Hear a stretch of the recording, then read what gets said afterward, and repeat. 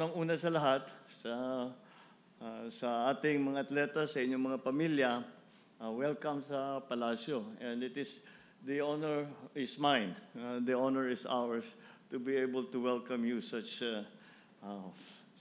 achievers who have, kumbaga pinapaganda ninyo at pinapatingkad ninyo ang pangalan ng Pilipino. 2 linggo akong puyat para manood ng sari-saring mga event. But yung puyat ko, worth it dahil talagang napakagandang panoorin kayo at makita kayo.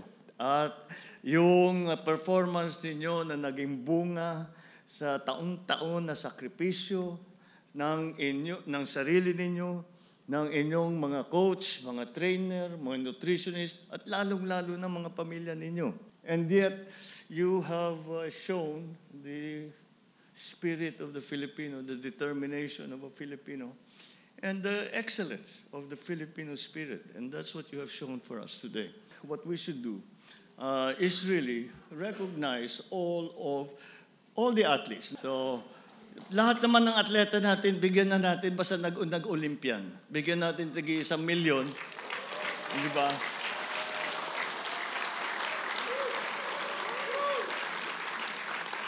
Ima-match pa ng Office of the President yung bibigay mo para at least matulong lang tayo. Bukod pa ron, dahil sa ating pangingilala sa mga lahat ng tumulong, the coaching staff, bibigyan din natin ng kalahating milyon para sa amin. Hihinga ko ng pauman ninyo dahil maliit lang.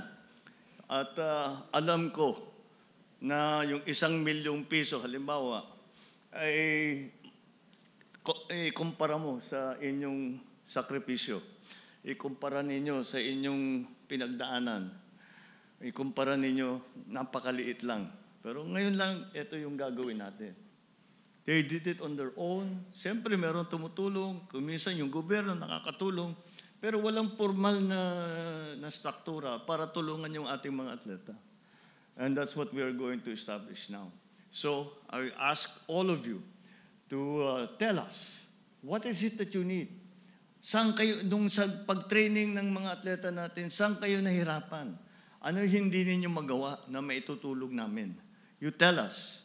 And hopefully, if we really work together and start to prepare, we start to prepare for all the international competitions that we have that are before us. And I'm sure that na magkikita ulit tayo rito sa Palasyo.